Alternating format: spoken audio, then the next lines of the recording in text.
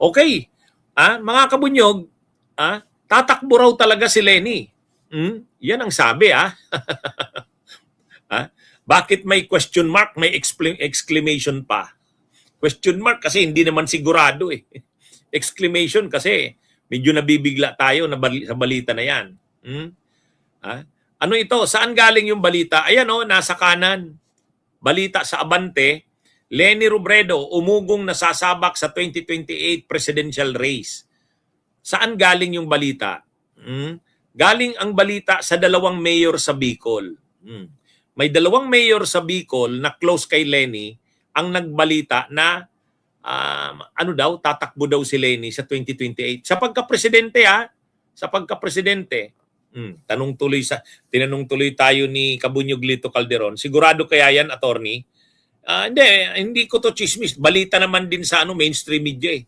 Ayan Leni Robredo umugong nasasabak sa 2028 presidential race. Binasa ko yung news article na yan. Yun na nga, ang source ng balita ay dalawang mayors ng Bicol. Ang mayors na yon ay mayors ng Sorsogon. Mayors ng Sorsogon. Bakit naman sa Sorsogon? Ay kasi si Leni Robredo, ang mother niyan, Hirona. Leni Hirona Robredo yan. Ang Hirona, mga taga-Bulan Sorsogon yan. Mga taga-Bulan Sorsogon. Ay hindi, mali ako. Ano ba naman yan? Mali ako. Sorry. I stand corrected. Ang father niya ang Hirona kasi Leni Hirona Robredo. Sorry Sorry, mali ako. So yan, ang father niya ay Hirona. Si Judge Hirona. Ang father kasi ni Leni, Judge. Ang mother niyan, teacher.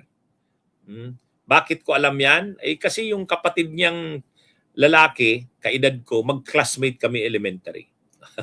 Kaya, yan. So yan mga kabunyog, bakit galing Sorsogon ang balita? Siguro, close kay Leni yung mayor. May dugo si Leni ng Sorsogon kasi yung father niya talagang taga roon sa Sorsogon. Mga Hirona. Ang alam ko, ang mayor nga talaga ng Bulan Sorsogon, ni Leni, parang related sa kanya, sa blood relative. Kaya ito mga kabunyog, sabi diyan sa balita na yan, may dalawang mayors ng Bicol, taga Sorsogon, ang nagsabi, tatakbo daw si Leni sa 2028. Kaya naging laman ngayon ng mga balita yan.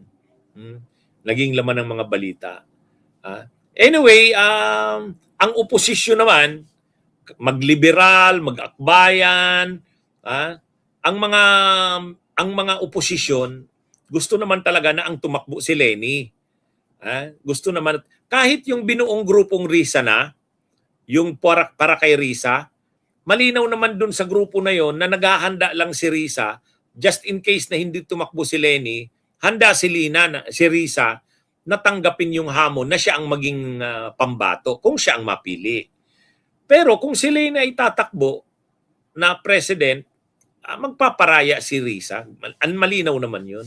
Kaya yung mga nagsasabi na yung ginagawa daw ni Risa ngayon na nag-o-organize na nung Risa na, divisive daw yan sa oposisyon. Hindi naman. Divisive kung lahat gustong tumakbo, ayaw magparaya. Yun ang divisive.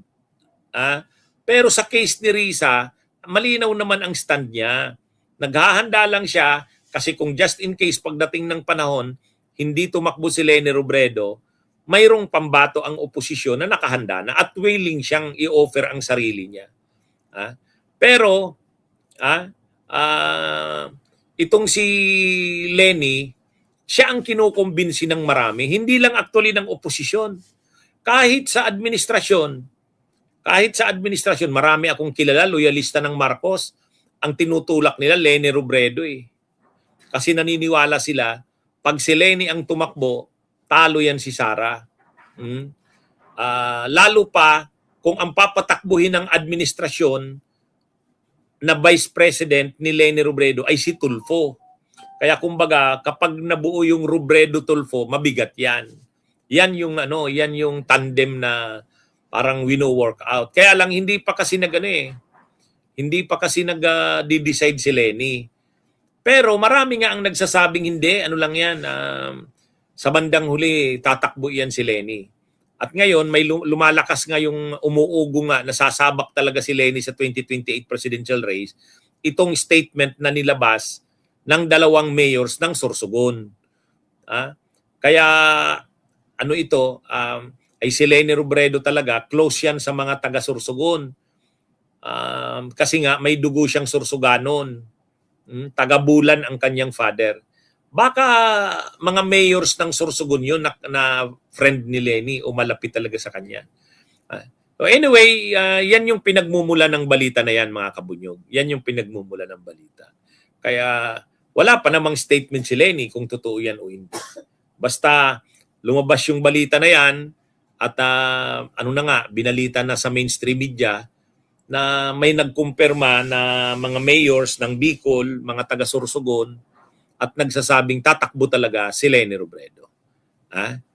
Abangan natin, ano? Abangan natin ang mga susunod pang developments diyan.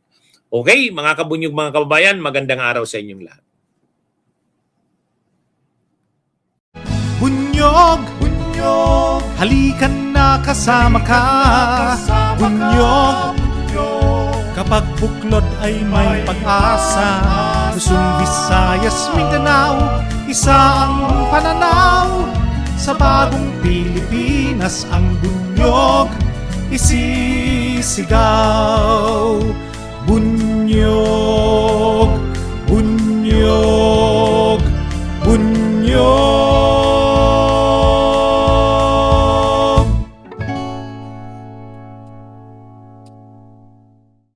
Bunyog, bunyog, halikan na kasama ka.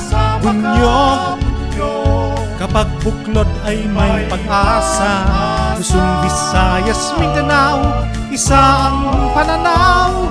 Sa bagong Pilipinas ang bunyog isisigaw.